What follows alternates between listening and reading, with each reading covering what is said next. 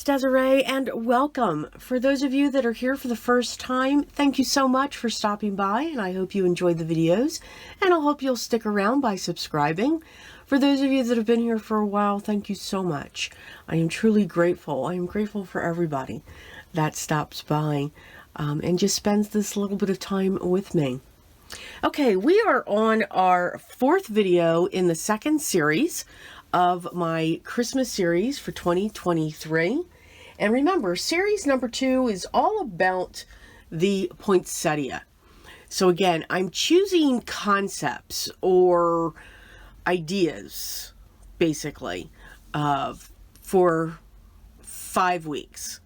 And I say 5 weeks, it's 5 different series, and each one will have 5 videos, like it was explained in the board and before. So this is video number 4 of Poinsettias. Yes, that was a lot of rambling because that's what I do. So today we are going to focus on colored pencils. That is my favorite coloring medium of choice. And we are going to use this image here from the Waffle Flower Poinsettia stamp set here. We're not going to use any dies. We're going to make a flat single layer card. And I'm going to use this sentiment from this stamp set. And it is called Christmas Blessings. I believe this came out last year. And I believe this came out last year as well. If these are still available, I will have them linked down below if you want to check them out. What I'm hoping you'll do is dig into your stash. Just have fun digging into your stash. See what you have, no matter what it is. If it's a poinsettia, great. If not, if it's another floral, that's great too. And grab your favorite coloring medium. All right, so I'm going to switch over to voiceover. We're going to walk through this. Now, I'm probably not going to talk through this whole thing. I am going to be showing as much as I can, but for this one, I am going to be showing all of the coloring in real time. So there will be music going through this, but you can just sit back and watch and see how I take the blends and the different colors. Then we'll come back and we'll talk about the card. So let's get started. As always, we're going to start off by stamping our image. Now the cardstock that I'm using is a Strathmore Mixed Media Toned Tan. I love using this when I use my colored pencils. They have a toned tan, a toned blue, a toned gray. It also does come in white and black. But I just love these papers. It's a nice heavy weight. Even though it's mixed media, and it feels smooth, it's just, for me, it's got the perfect tooth for colored pencils. And yes, that is what we are going to be using today. I'll be using my Faber-Castell. So I hope you grab your favorite image and color along with me. This I just do not talk through, but what I will explain when it comes to colored pencil work that I do, I put my lightest color down first. Then I come in with my medium color. Then I come in with a darker color. And if I move to a fourth one, I'll put in that deepest, darkest. And then I reverse it when I come out. It's just how I've worked. We've stamped in a no line coloring ink by Ink on 3.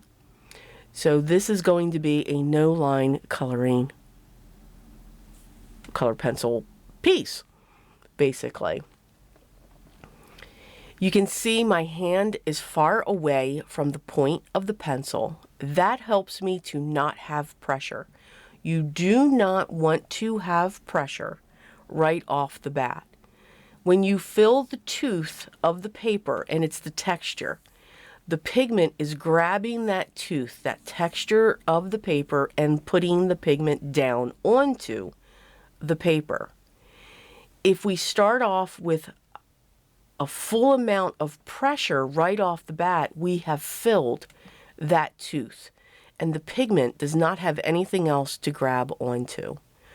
So we do not have the ability to layer and add more color to our image. So keep your hand back from the point. That'll help you put less pressure. And as you get to those final layers, you can move your hand up. You can see my hand with each layer is moving closer and closer to the point. But it's not until the final that I may go right up to that point and really put some pressure down. All right? So sit back, enjoy, and this music's going to be soft. Soft and relaxing for you. And I'll catch you on the other side.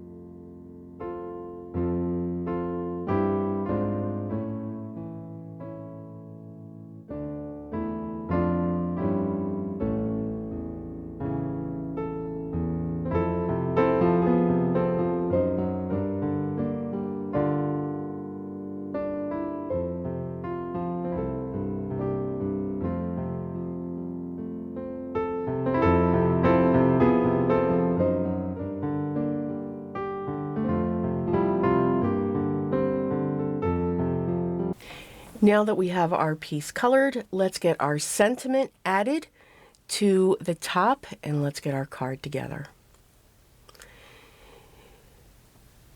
I'm choosing the Merry Christmas. Now, if you look at the image, the sentiment is centered, but the image is kind of off-centered. So just, that was throwing me off for a while there.